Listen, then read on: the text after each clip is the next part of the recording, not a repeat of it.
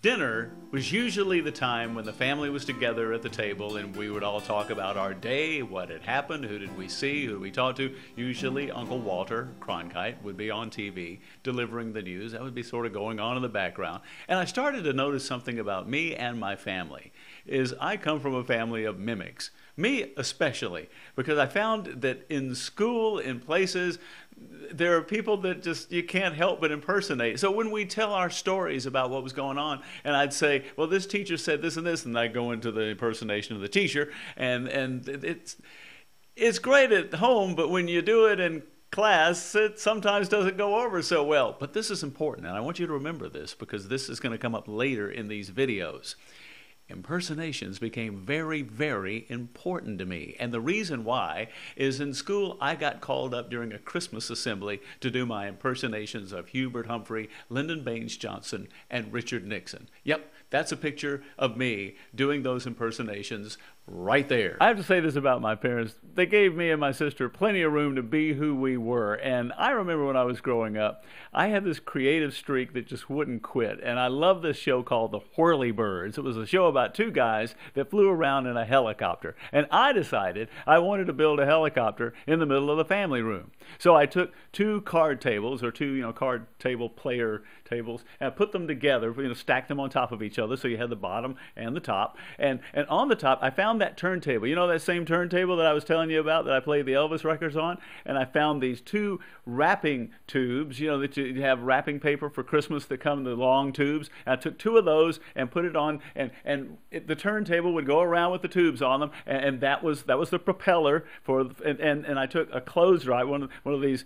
accordion type clothes dryer things, extended that to the back. That was the tail of the helicopter, and it sat right in the middle of the living room. Some friends came over to see Mom, and they go in the living room and they say, well, what is this? And my mom said, that's my son's helicopter.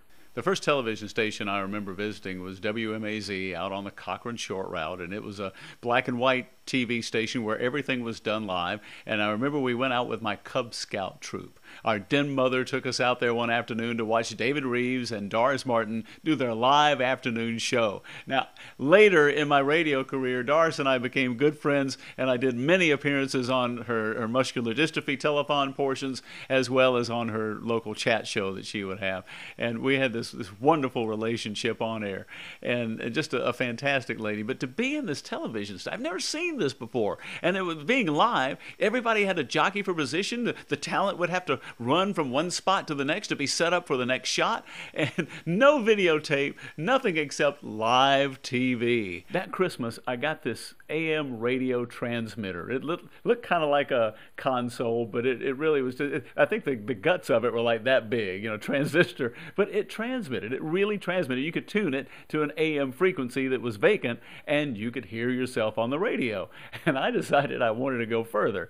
And I wanted to build a radio station in my basement. So we had this little basement that was underneath the family room, and it was just a concrete slab, and I thought, this is perfect.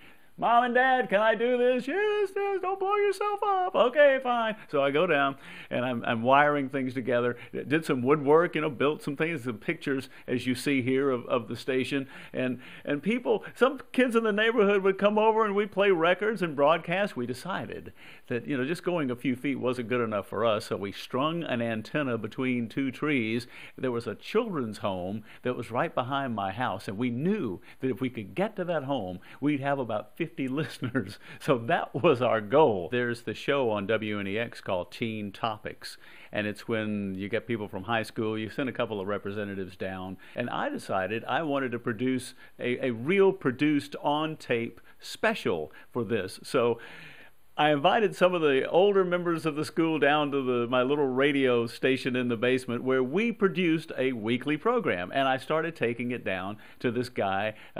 My parents drive me down to take this to the guy at the radio station and play what they call Teen Topics. And the guy started giving me encouragement, saying, you put this thing together, this sounds pretty good. Another thing that I did, and the first time I ever heard myself on the radio, was when M.B. Fike, who owned a Gulf service station, I convinced him to let me record a commercial for him that would play on WNEX, and I'll never forget it. We were leaving the movies.